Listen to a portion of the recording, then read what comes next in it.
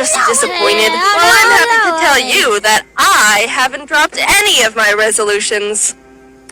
I don't write any. My family never really did resolutions. Resolutions this year. And we still didn't, and then I didn't accomplish anything. For me, when I want to change something, I start trying to integrate it into my life right away, rather than waiting until next week, or next year, or next lifetime for that fresh start. Every day is a Jaden New Year.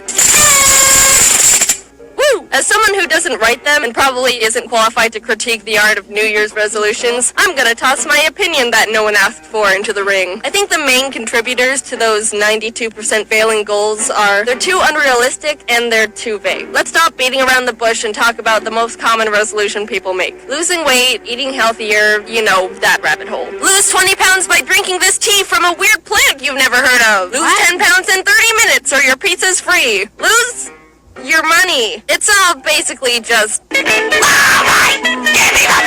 all those quick fix weight loss scams that make too good to be true claims are just people who want your money. Sure, the scale says, hey, great job, you lost 7 pounds in a week. But your body says, yeah, but that was all just water weight, and also I don't feel very good. Or, if you want change, you've got to earn it through work. There isn't an easy way out. Making changes in your lifestyle need to be sustainable for life. That's why they're called lifestyle changes. Not, I'm gonna pay $200 for this diet shake, feel good for 2 weeks, lose 10 pounds, start feeling bad, and give up in a month. Changes. I'm gonna start working out more. I'm gonna start going to the gym. Let's be honest with ourselves here. That's a weak excuse for a resolution. I'll go on a run every other morning. I'll lift weights 3 to 5 days a week. Those are much easier to follow than I'll exercise more.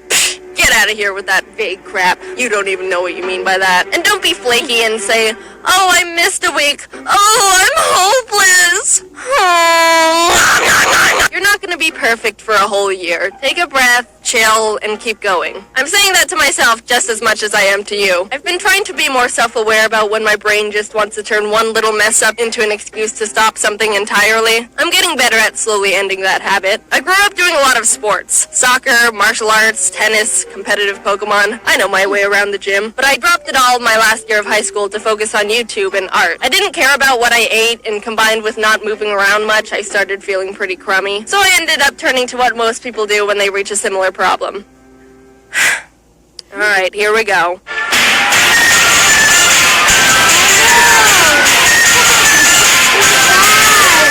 Let's talk about home exercise videos. Why are so many of them so fake? The weird hip-hop music and the smiles that are a bit too wide. It might just be the plastic surgery, but it all makes me feel uncomfortable. I get that instructors want to make exercise seem fun and all that, but it feels super condescending to me. How the frig do they do entire workouts smiling and talking and making cheesy eating pizza jokes? Alright, now hold that squat. Ooh, feel that burn in those quads. I'm smiling and articulating everything perfectly, and I totally know you're panting like a dying animal over there. Don't think about that leftover pizza in the fridge.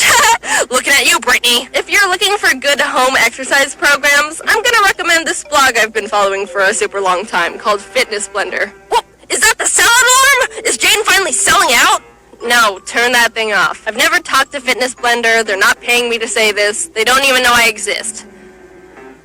It's run by this nice couple, Daniel and Kelly. They're super down to earth and have a really healthy view on fitness and wellness. You can tell they know their stuff. All their exercise videos and tips are completely free. And if you want to use one of their written programs or meal plans, they're like $15. And they don't have that dumb music in the background of their video. If you're just starting out exercise, it's gonna hurt and or suck for a bit. If it doesn't, you aren't gonna see changes. Well, okay, don't murder yourself. Be smart about it. But your body is gonna complain for a while, and that's good. There's plenty of activities you can do. Playing a sport with friends, walking your dog, a casual battle to the death, squats, and respect your starting point. When I first started trying to get back into working out, I was just...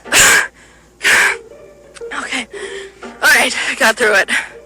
Alright, we're done with our warm-up. Grab a quick drink of water and we'll get right into the workout. But just stick through the beginning because that's literally the hardest part. Raise your hand if you're sore! Trick question, you can't raise your arm. times their Jell-O. Don't forget that exercise is only a quarter of the health journey. What you eat is the biggest variable to all this life-changing athlete hippie mumbo-jumbo. Eating right is like straight-up magic. You feel amazing. It's the closest thing to drugs that isn't drugs. There's a difference between being thin versus fit versus healthy. Kinda like Venn diagram style. Someone could be thin, but that doesn't mean they're at all healthy. Someone could be super swole and buff, but eat junk 24/7. And someone could be eating super healthy, but not have the body of a supermodel. There's a healthy range of everything. I used to have a really bad relationship with eating. I've talked about it before. In college, I developed an eating disorder and a fear of eating food, and I would go like an entire day eating almost nothing. No, Jaden! You think that eating 600 calories a day is just gonna float you to all your hopes and dreams? Nope. It's just gonna give you headaches and emotional breakdowns. You can trust me. I'm from the future. Also, learn what Bitcoin is and invest everything you can into it while you still can. I wish there was more information being taught on the dangers of eating disorders, because if I knew about that whole mess 3 years ago, I would have been like, whoa, okay, never mind. Let's do a 180 here. This ship is whack. I'm getting out of here before it controls everything in my life. You can't abuse your body and expect anything good to come from it. Man, I feel great. I could totally run a marathon and write an essay right now. I'm so energized and my brain is so clear.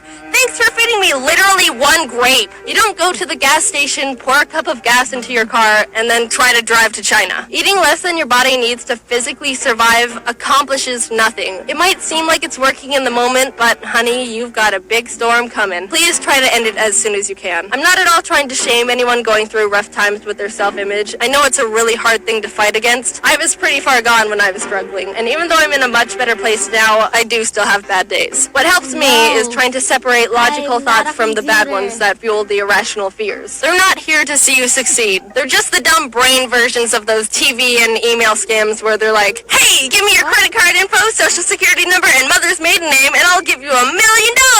I won't literally destroy your life. I'm just your friendly neighborhood Nigerian prince. It's all more simple than you think. Eat healthy when you can. Fresh fruit, vegetables, whole foods. And it's okay to treat yourself every once in a while. Don't say, I'm never eating sugar for the rest of my life. You're setting yourself up for failure there, and end up pulling a James. Exercise as much or as little as you're ready for, and be mindful and respectful about how your body feels. Little changes go a long way. Remember, you're doing this for you.